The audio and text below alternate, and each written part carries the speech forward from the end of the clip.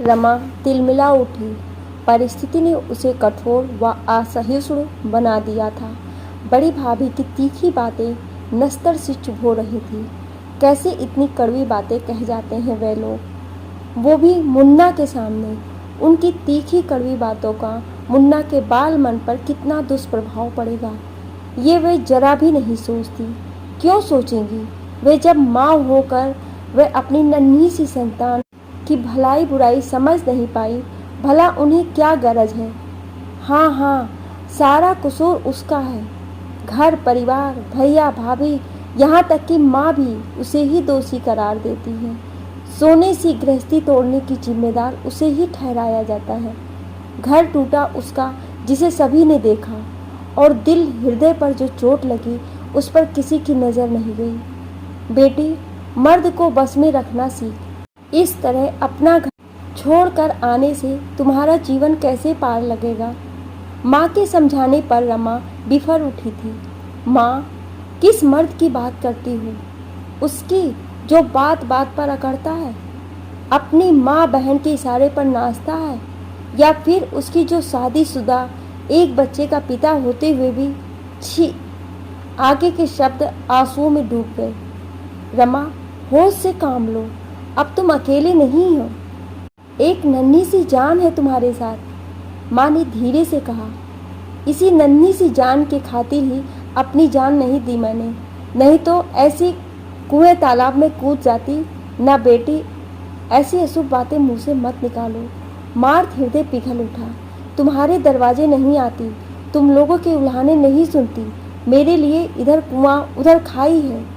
रमा रोती जाती, बीच बीच में अपनी वेदना माँ के आंचल में डालती जाती। अभी भी बड़ी भाभी की जबान कैंची की तरह चल रही थी। दोनों में से एक काम हो, या उस मर्दुए की आव भगत की जाए, या फिर कोर्ट में केस लड़ा जाए। सच में दोनों बातें एक साथ संभव नहीं लगती। उधर कोर्ट कचहरी के चक्कर लगाओ और इधर हंस हंस कर पकवान खिलाओ। छोटी भाभी भला कब पीछे रहने वाली थी। ओ, तो एक कप चाय और 2 सूखे बिस्कुट को पकवान कहा जाता है। परिस्थिति ने रमा को मुंहफट बना दिया था। खिलाओ पकवान, कोर्ट कचहरी की क्या ज़रूरत है। एक और गालियाँ देती हो, दुनिया जहान से उसकी बुराई करते थकती नहीं, और दूसरी ओर उसको एंटरटेन करती हो। दुनिया क्या समझेगी। बड़ी भाभी, छोटी भाभी एक बार शुरू हो जाती, उन्हें चुप कराना मुश्किल हो जाता है। उसका कसूर यही था कि शिष्टाचारवश अपने पति अवध को 1 कप चाय बना कर दिया था, साथ में 2 बिस्कुट भी। अवध से उसका कोर्ट में तलाक का मुकदमा चल रहा है। कोर्ट के आदेश से वह महीने में एक बार अपने 4 वर्षीय बेटे से मिलने आता है। उसे घूमता फिराता और तय समय पर वापस पहुंचा जाता। वैसे भी दुखी हृदय, कमजोर काया, दुर्बल पक्ष लेकर कब तक बहस की जा सकती है। रमा रोने लगी। हैरान परेशान मुन्ना कभी बिलखती माँ को देखता, कभी रण चंडिका बनी दोनों मामियों को वह किसका पक्ष ले। झगड़ा अक्सर उसे ही लेकर होता। इस तथ्य को वह समझने लगा है, लेकिन क्यों इसे समझ नहीं पाता। इस घर में और भी बच्चे रहते हैं, लड़ते हैं, झगड़ते हैं, खाते हैं, खेलते हैं, स्कूल पढ़ने जाते हैं उसी की तरह, लेकिन किसी को लेकर ऐसी लड़ाई नहीं होती। ना हाय तौबा, किसी की मम्मी उसकी मम्मी की तरह नहीं बिसूरती रहती। मामियाँ रेशमी साड़ियों में बन संवर कर अपने पति बच्चों के साथ सैर सपाटे पर जाती हैं, हंसती खिलखिलाती। एक उसकी मम्मी है, बदरंग कपड़ों, सूखे होठ, उलझे बाल, किचन में रहेगी या पीछे बालकनी में उदास खड़ी आंखें पोंछती रहेगी। 30 वर्ष की युवावस्था में 60 वर्ष की गंभीरता ओढ़े मम्मी नानी के पास बैठेगी। उनकी खुसुर फुसुर मुन्ने के समझ में नहीं आती।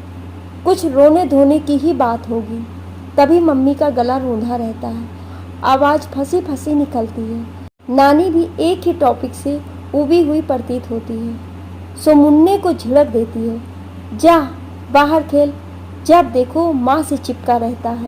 कहाँ जाएगा माँ, इसे कोई साथ नहीं खिलाता।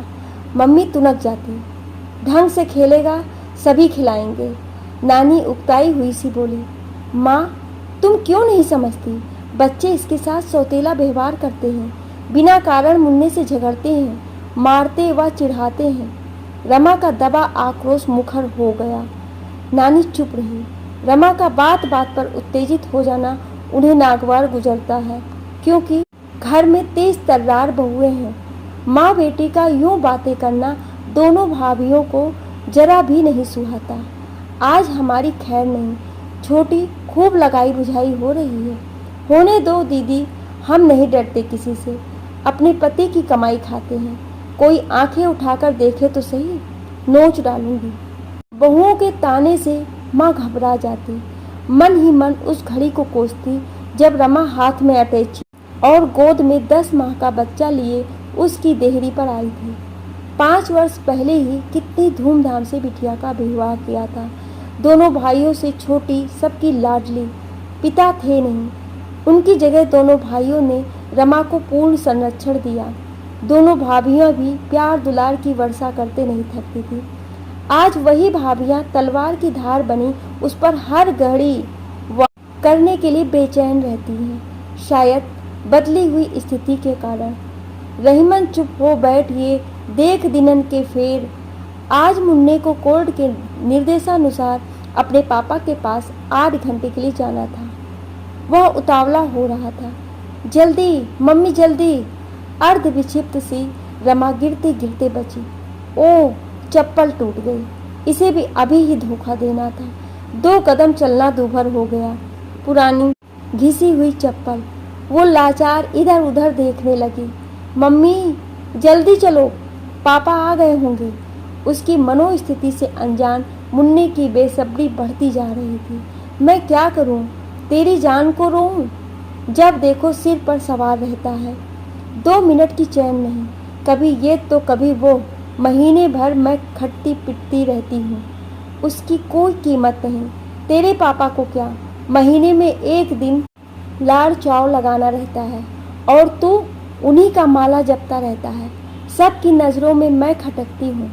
अब इस चप्पल को कब का बैर था मुझसे, इसे अभी ही टूटना था। मुझसे चला नहीं जाता। रमा बिफर उठी। मुन्ना सहम गया। उसने माँ की पाँव की ओर देखा। सच्ची मम्मी इन टूटी चप्पलों में कैसे चलेंगी? चप्पल मम्मी के गोरे पैरों का सहारा भर थी, वरना वह कब की घिस चुकी थी। बदरंग पुरानी। मुन्ना की आंखों के समक्ष मामियों की ऊंची एड़ी की मॉडर्न चमचमाती जूतियों का जोड़ा घूम गया। कितनी जोड़ी होंगी उनके पास, जब वह उन्हें धारण कर खटखटाती चलती हैं। कितनी स्मार्ट लगती हैं, किसी फिल्म तारिका जैसी। और उसकी मम्मी, घर बाहर यही एक जोड़ी चप्पल, और आज वो भी टूट गया। मुन्ना उदास हो गया। उसका बाल सुलभ मन इन विसंगतियों को समझ नहीं सका। रमा किसी प्रकार अपना पैर संभाल संभाल कर मंजिल तक पहुंची।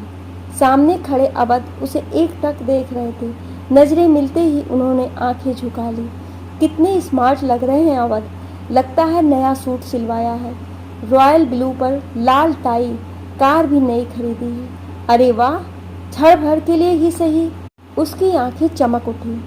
मुन्ना पापा को देखते ही दौड़ पड़ा। Bye mummy, bye.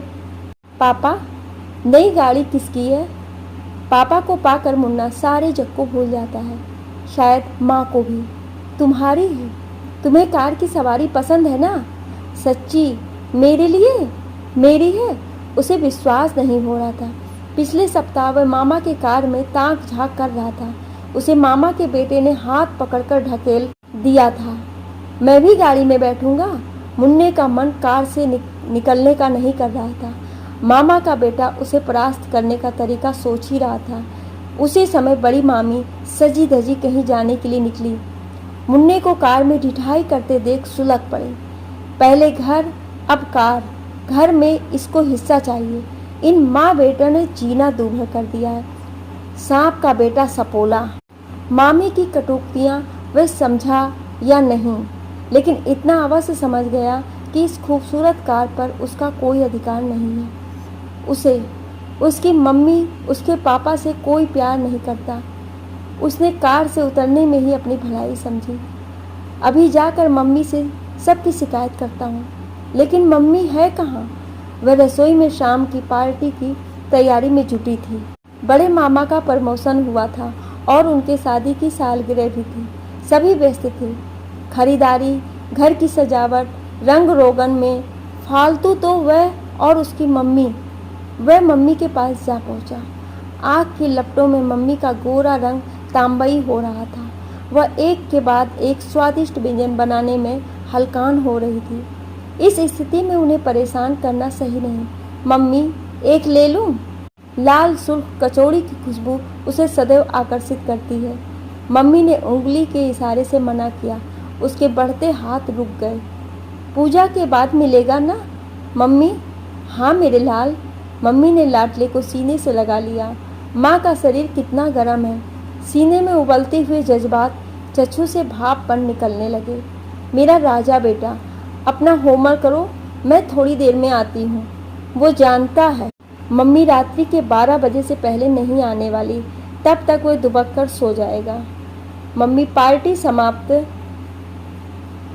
होने पर बचा खुचा काम समेटेंगी, 2 निवाले खाएंगी या भूख नहीं है कहकर छुट्टी पा लेंगी। उसे एक बार मम्मी ने इसी तरह किसी पार्टी में एक मिठाई खाने के लिए दे दी थी। उस दिन कितना शोर मचा था। यूं अपने बेटे को कुछ खाने के लिए देना दोनों मामियों को कितना नागवार गुजरा था। उस दिन से मम्मी ने जैसे कसम खा ली थी, ना कुछ उठाकर बेटे को देती थी, ना खुद लेती थी। अपने ही माँ बाप के घर में, अपने लोगों के बीच दोनों माँ बेटे किरकिरी बने हुए हैं। सिर्फ मांग में सिंदूर पड़ जाने से, एक बच्चे की माँ बन जाने से कोई इतना पराया हो जाता है? यही भाभियाँ रमा की एक एक अदा पर न्यौछावर होती थी। उसको खिलाने पिलाने में आगे रहती थी। उन्हीं की नज़रों में वह ऐसा गिर चुकी है। मम्मी देखो, नई गाड़ी मेरे लिए, तुम भी चलो, खूब घूमेंगे, पिकनिक पर जाएंगे, अपने दोस्तों को भी ले जाऊंगा। मुन्ना खुशी से बावला हो रहा था। अवध अपने बेटे का चमकता मुखड़ा निरेख रहा था और रमा बाप बेटे के इस मिलन को किस प्रकार ले, हंसे या रोए। हंसना वह भूल चुकी है और रोना इस आदमी के सामने जो उसके बेटे का बाप है।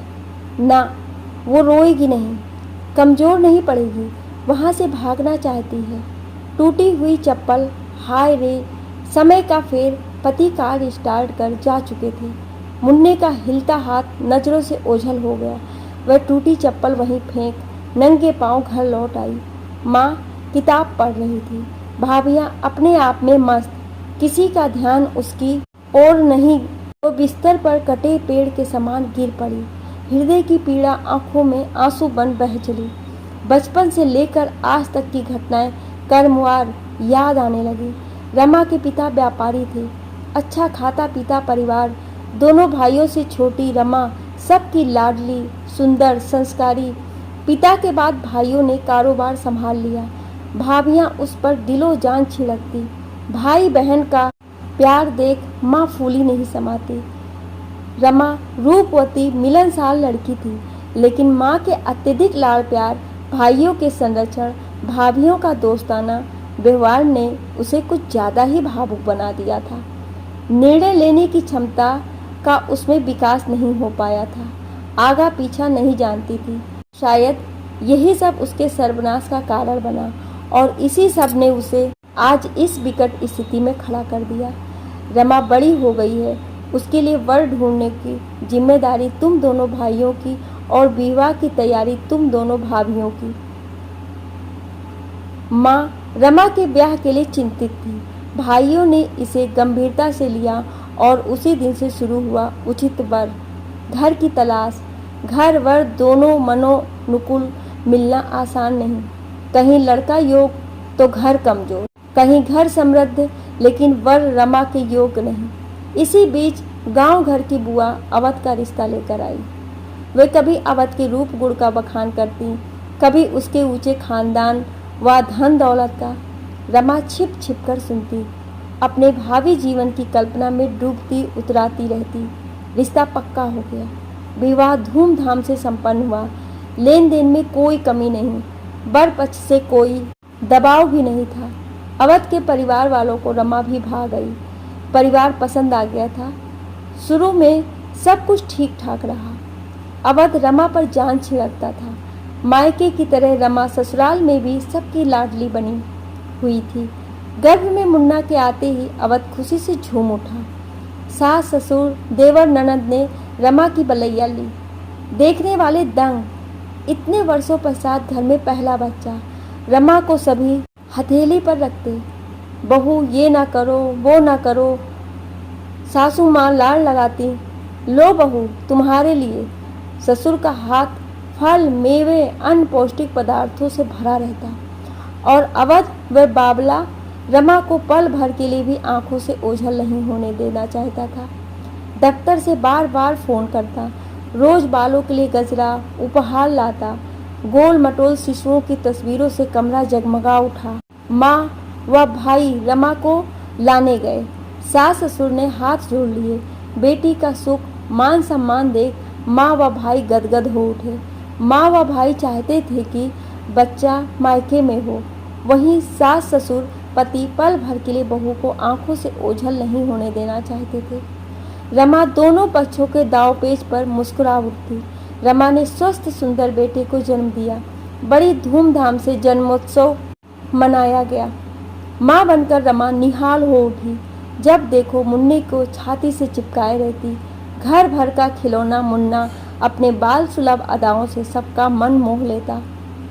रमा, बड़ा होकर मुन्ना मेरी तरह इंजीनियर बनेगा। अवध की आंखें चमकने लगती।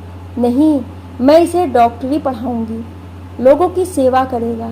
रमा हंस पड़ती, ना डॉक्टर ना इंजीनियर, ये मेरी तरह बैरिस्टर बनेगा। दादाजी कब पीछे रहने वाले थे? कहीं नाना जैसा व्यापारी बना तो? नानी बीच में टपक पड़ती। सभी हो कर हंसने लगते। हर्षोल्लास से लबालब थे मायके और ससुराल। किसकी नज़र लग गई आज उसी मुन्ने की जन्ने की सुध किसी को नहीं। आखिर इसके पीछे कारण क्या है? मुन्ने के जन्म के बाद तीसरे महीने ही दिवाली का त्यौहार और उस मनहूस दिवाली ने रमा व उसके मुन्ने की जीवन धारा पलट कर रख दी थी। उस दिन घर बाहर खूब रंग रोशन हुआ था। नाना प्रकार के पकवान, मिठाइयाँ, मेवे, उपहारों का ढेर लग गया था। रेशमी साड़ी और कीमती आभूषणों से लदी फदी रमा पति का बेसब्री से इंतजार कर रही थी। अवध देर से लौटे, साथ में एक सुंदर युवती थी। रमा, ये मेरी कॉलेज की सहपाठी दीवा है। रमा ने हाथ जोड़ लिए। नमस्ते। दीवा ने चुपती नजर रमा पर डाली। कहाँ ढूंढ इतनी खूबसूरत पत्नी? अरे तुमसे कम ही। अवध की मजाकिया स्वभाव था, किंतु रमा झेप गई। अवध के इस बेतुके मजाक ने सीधे उसके दिल को टीस दी। दीवा जितनी देर रही अवध से चिपकी रही। सुंदर वह थी ही, उसकी दिलकश अदाएं, बात करने का अंदाज, बेवजह खिलखिलाना रमा को जरा भी नहीं सुहाया। दीवा पूजन, हंसी मजाक, शोर शराबा, ओजल पानी करते करते आधी रात बीत गई। अब मैं चलूँगी, दीवा बोली थी। चलो मैं तुम्हें छोड़ आता हूँ। अवध की आंखों की चमक रमा आज तक भूल नहीं पाई है। अगर वह पुरुष मनोविज्ञान की ज्ञाता होती तो कभी भी अपने पति को उस मायावी के संग न भेजती। पति जब तक घर लौटे वह मुन्ने को सीने से चिपकाए सो गई थी। फिर तो अवध रमा और मुन्ने की ओर से उदासीन होता चला गया। उसकी शाम दीवा के साथ बीतने लगी। पत्नी से उसकी औपचारिक बातचीत ही होती। मुन्ने में भी खास दिलचस्पी नहीं रह गई थी उसकी। भोली रमा पति के इस परिवर्तन को भांप नहीं पाई। दिन रात मुन्ने में खोई रहती। वह मुन्ने को कलेजे से लगाए सुख स्वप्न में खोई थी। एक दिन उसकी सहेली ने फोन पर जानकारी दी, आजकल तुम्हारे मियाँ जी बहुत उड़ रहे हैं। क्या मतलब? अब इतनी अनजान ना बनो। तुम्हारे अवध का दीवा के साथ क्या चक्कर चल रहा है, तुम्हें मालूम नहीं? कैसी पत्नी हो तुम? दोनों स्कूटर पर साथ साथ घूमते हैं, सिनेमा व होटल जाते हैं और तुम पूछती हो क्या मतलब? सहेली ने स्पष्ट किया। देख, मुझे झूठी सच्ची कहानियाँ ना सुना। वो अवध के साथ पढ़ती थी। रमा चीख उठी। पढ़ती थी ना, अब अवध के साथ क्या गुल खिला रही है? मुझ पर विश्वास नहीं है, पूछ कर देख ले। फिर ना कहना मुझे आगाह नहीं किया। तुम इन मर्दों को नहीं जानती, लगाम खींच कर रख वरना पछताएगी। सहेली ने फ़ोन रख दिया। अब रमा का दिल किसी काम में नहीं लग रहा था। मुन्ना भी आज उसे बहला नहीं सका। वह छटपटा उठी। सहेली की बात किससे कहे, माँ जी से, पिताजी से? ना ना, उसकी हिम्मत जवाब दे गई। वह सीधे अपनी पति से ही बात करेगी। अवध ऐसा नहीं है। अवध सदा से ही अपने रख रखाव, पहनावे का विशेष ध्यान रखते थे। इधर कुछ ज़्यादा ही सजग सचेत रहने लगे हैं। हरदम खिले खिले, प्रसन्न, अपने आप में मग्न। घर में पाँव टिकते नहीं थे। भूल कर भी रमा को कहीं साथ घुमाने नहीं ले गए। मुन्ना एक अच्छा बहाना था। रमा को कोई शिकवा भी नहीं था। वह अपनी छोटी सी दुनिया में मस्त थी, जहाँ उसका प्यारा पति यूं जिगर का टुकड़ा मुन्ना था, वहीं उसकी खुशियों में उसकी सहेली ने सेंध मारी की थी। वे बेसब्री से अवध की राह देखने लगी। रात गए, अवध लौटा, गुनगुनाता, सीटी बजाता, बिल्कुल आशिकाने मूड में। खाना रमा को अपने इंतजार में देख उसे आश्चर्य हुआ। खा लिया है। वह बेफिक्री से कोट का बटन खोलने लगा। रमा ने लपक कर कोट थाम लिया। लेडीज परफ्यूम का तेज भपक रमा को यूं कोट थामते, अपने लिए जागते देख अवध चौंका, क्योंकि मुन्ने के जन्म के बाद से वह बच्चे में ही खोई रहती। वह रात में लौटता, उस समय वो मुन्ने के साथ गहरी नींद में खर्राटे लेती मिलती। आज ऐसे तट पर देख आश्चर्यचकित होना स्वाभाविक है। परफ्यूम की महक ने रमा को दिवाली की रात की याद दिला दी। यही खुशबू दीवा के कपड़ों से उस दिन आ रही थी। सहेली ठीक कह रही थी। रमा उत्तेजित हो उठी। कहाँ खाए? पार्टी थी। कहाँ? होटल में। कुछ क्लाइंट आए थे। सच बोल रहे हो? तुम कहना क्या चाहती हो? यही कि तुम दीवा के साथ समय बिताकर खा कर आ रहे हो? अवध का चेहरा क्षण भर के लिए फक पड़ गया। फिर ढिठाई से बोला, तुम्हें कोई आपत्ति है? मेरी बातों का विश्वास नहीं। दीवा के साथ गुलछर्रे उड़ाते तुम्हें शर्म नहीं आती? एक बच्चे के पिता होकर? छी! रमा क्रोध में कांपने लगी। दीवा पराई नहीं, मेरी पहली पसंद है। वह तो माँ ने तुम्हारे नाम की माला न जपी होती, तुम्हारी जगह पर दीवा होती। उसने मेरे चलते विवाह नहीं किया। वो आज भी मुझे उतना ही चाहती है जितना कॉलेज के दिनों में। फिर मैं उसका साथ क्यों ना दूं? एक वह है जो मेरे लिए पलक बिछाए रहती है, और एक तुम हो जिसे अपने बच्चे से फुर्सत नहीं है। पति बेहयाई पर उतर आया। रमा के पांव तले जमीन खिसक गई। आरोप प्रत्यारोप का सिलसिला चलने लगा। अवध का कहना था, तुम्हें खाने पहनने की कोई दिक्कत नहीं होगी, जैसे चाहो रहो, लेकिन मैं दीवा को नहीं छोड़ सकता। तुम पत्नी हो और वह प्रेमिका। क्या केवल खाना पहनना और पति के अवैध रिश्ते को अनदेखा करना ही ब्याहता का धर्म है? रमा इस कट दलीली को कैसे बर्दाश्त करती? खूब रोई धोई, अपने सिंदूर मुन्ने का वास्ता दिया, सास ससुर से इंसाफ मांगा। उन्होंने उसे धैर्य रखने की सलाह दी। बेटे को ऊंच नीच समझाया, डांटा, दुनियादारी का हवाला दिया, लेकिन अवध पर दीवा के रूप लावण्य का जादू चढ़ा हुआ था। रमा जैसे चाहे रहे, वह दीवा को नहीं छोड़ेगा। एक म्यान में दो तलवारें नहीं रह सकती। रमा को प्यार विश्वास का खंडित हिस्सा स्वीकार नहीं। पति पत्नी का मन मुटाव, विश्वासघात सहन कक्ष से बाहर आ चुका था। जब रमा पति को समझाने में नाकामयाब रही, तब एक दिन मुन्ने को गोद में ले मायके का रास्ता पकड़ा। सास ससुर ने समझाया, बहू अपना घर पति को छोड़कर मत जाओ। अवध की आंखों से पर्दा जल्दी ही उठेगा। हम सब तुम्हारे साथ हैं। किंतु रमा का भावुक हृदय पति के इस विश्वासघात से टूट गया था। व्यवहारिकता से सर्वथा अपरिचित वह इस घर में पल भर भी रुकने के लिए तैयार न थी। जहां उसका पति पराई स्त्री से संबंध रखता हो, उसकी खुददारी ने अपनी माँ के आंचल का सहारा लेना ही उचित समझा। भविष्य की भयावह स्थिति से अनजान, बहू मुन्ने के बगैर हम कैसे रहेंगे? सासू माँ ने मनुहार की, पहले अपने बेटे को संभालिए। मैं अपने बेटे पर उस दुराचारी पुरुष की छाया तक नहीं पड़ने देंगी। उसे संभालना तो तुम्हें पड़ेगा बहू। तुम उसकी पत्नी हो, ब्याहता हो। इस प्रकार मैदान छोड़ने से बात बिगड़ेगी ही। मुझे कुछ नहीं सुनना। मुझ में इतनी सामर्थ्य है कि अपना और अपने मुन्ने का पेट भर सकूं। रमा एक झटके में पतिगृह छोड़ आई। माँ ने जब सारी बातें सुनी तो सिर पीट लिया। फूल सी बच्ची पर ऐसा अत्याचार! उन्होंने बेटी को सीने से लगा लिया। मैं अभी जिंदा हूँ, जेल की चक्की न पिसवा दी तो कहना। भाइयों ने दूसरे दिन ही कोर्ट में तलाकनामा दायर करवा दिया। भाभियाँ भी खूब चटखारे ले लेकर ननद नंदोई के झगड़ों का वर्णन सुनती। रमा अपना सारा आक्रोश, अपमान, कुंठा नमक मिर्च लगाकर बयान करते ना थकती। शुरुआती दिनों में सभी जोश खरोश से रमा का साथ देते। मुन्ने का भी विशेष ख्याल रखा जाता। फिर प्रारंभ हुई कोर्ट कचहरी की लंबी प्रक्रिया। तारीख पर तारीख, वकीलों की ऊंची फीस, झूठी सच्ची उबाऊ बयानबाजी, एक ही बात उलट फेर कर जग हंसाई। रमा और मुन्ने का बढ़ता खर्चा, निर्णय की अनिश्चितता, भाइयों में झुंझलाहट बढ़ने लगी। भाभियां जैसे इसी मौके की तलाश में थी। वह रमा और मुन्ने को नीचा दिखाने का कोई अवसर हाथ से न जाने देती। बूढ़ी होती माँ सिहर उठती। मेरे बाद इस लाडली बेटी का क्या होगा? बेटे बहुओं का रवैया वे देख रही थी। उनका चिढ़ना स्वाभाविक था, क्योंकि सबकी घर गृहस्थी है, बाल बच्चे हैं, बढ़ते खर्चे हैं। इस भौतिकवादी युग में कोई किसी का नहीं।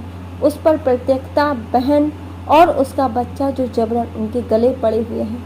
कानूनी लड़ाई में ही महीने का आखिरी रविवार कोर्ट ने मुन्ने को अपने पिता से मिलने का मुकर्रर किया था। मुन्ने को इस दिन का बेसब्री से इंतजार रहता। बाकी दिनों की अवहेलना को वह विस्मृत कर देता। अवध बिना नागा आखिरी रविवार की सुबह आते। रमा मुन्ने को उनके पास पहुंचा देती। दोनों एक दूसरे की ओर देखते अवश्य, लेकिन बात नहीं होती। मुन्ना हाथ हिलाता, पापा के स्कूटर पर हवा हो जाता। अवध ने मुन्ने को अपने संरक्षण में लेने के लिए कोर्ट से गुहार लगाई है। बच्चे के भविष्य के लिए ठीक ही है, पापा के पास रहेगा, ऊंची पढ़ाई कर पाएगा, सुख सुविधाएं पा सकेगा। वह एक प्राइवेट स्कूल की टीचर, 2000 रुपये कमाने वाली, उसे क्या दे सकती है? कोर्ट के आदेश से कहीं मुन्ना उससे छिन गया, अपने पापा के पास चला गया, तब वह किसके सहारे जिएगी?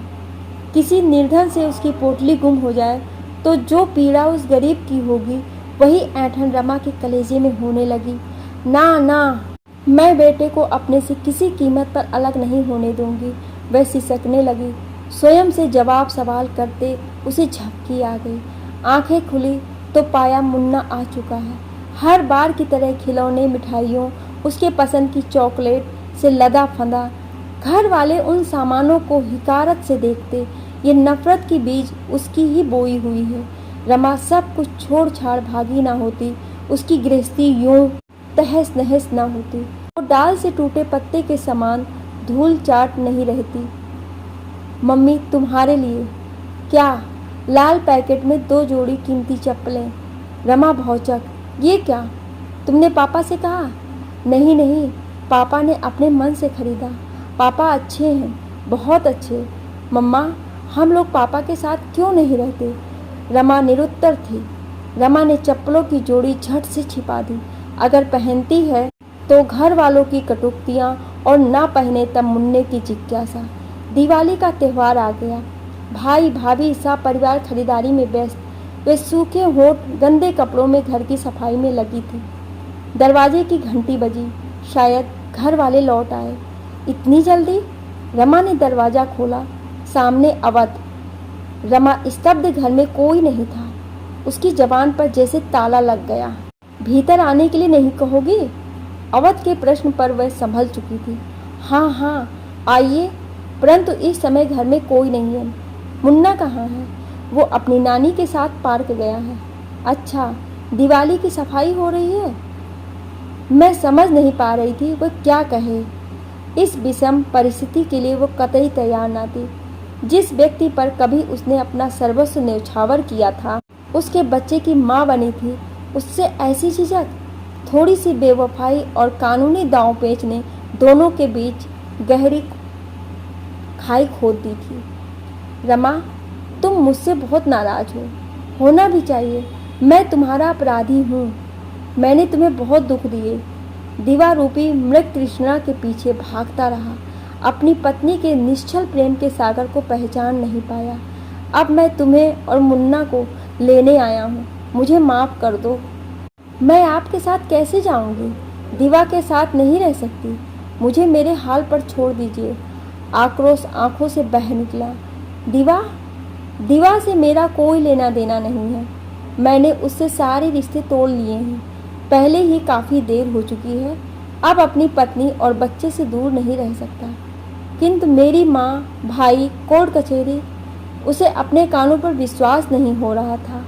माँ, भाई को क्यों इतराज होगा? अपनी पत्नी और बेटे को लेने आया हूँ। और रहा कोर्ट कचहरी, लो तुम्हारे सामने ही सारे कागजात फाड़ फेंकता हूँ। जब मियाँ बीबी राजी तो क्या करेगा काजी। पर मैं कैसे विश्वास करूं? विश्वास तुमको करना ही पड़ेगा। भरोसा एवं प्यार पर ही दाम्पत्य की नींव टिकी होती है। तुमने मुझ पर पहले अपना अधिकार जता बाहों का सहारा दे अपने पास खींच लिया होता तो मैं दीवा में अपनी खुशियाँ नहीं तलाशता। सच है कि मैं भटक गया था, किंतु ये ना भूलो, भटका हुआ मुसाफिर भी कभी ना कभी सही राह पा लेता है। अवध ने अपनी बाहें फैला दी। परिस्थितियों की मार से आहत रमा इस अप्रत्याशित घटनाक्रम से अचंभित अपने पति के हृदय से जा लगी। अवध, रमा और मुन्ना दिवाली के दिन जब अपने घर पहुंचे, एक साथ लाखों दिए जल उठे। दिवाली की खुशी द्विगुणित हो गई। उनका उजड़ा संसार दिवाली की रोशनी में आबाद हो चुका था।